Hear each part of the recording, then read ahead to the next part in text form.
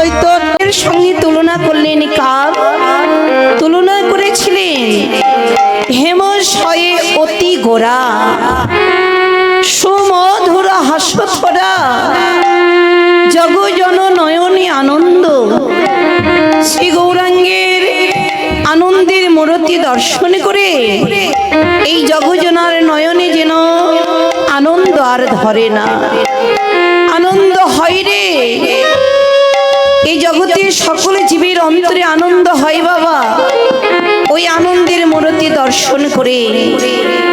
তবে গীতকর্তা তুলনা করেছিলেন কার সঙ্গে? তুলনা করলেন সোনার সঙ্গে। তবে গৌর সোনা আর আমাদের এই প্রাকৃত জগতের সোনা, দুটি সোনা কি কখনো সমান সমান হতে পারে? তত্ত্বজ্ঞ বললেন না না, গৌর সোনা আর এই প্রাকৃত জগতের সোনার মাঝে অনেক পার্থক্য রয়েছে। কেমন পার্থক্য বাবা? আমাদের বহির জগতে যে সোনাটা আছে মা, সেই সোনার বর্তমান এখনকার যুগে অনেক দাম।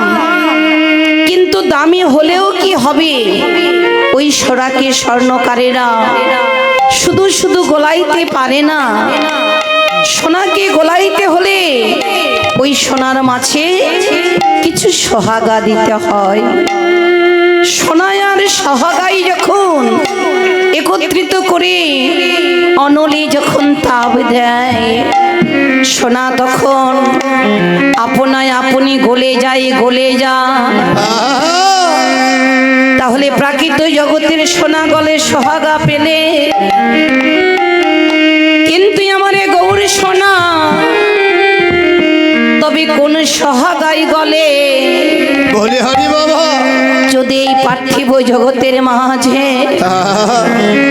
কোন ভক্তের ভক্তি প্রেমে সোহাগা পায়, ভক্তি প্রেমে সোহাগা পায়, তাহলে আমার গৌর সোনা আপনায় আপনি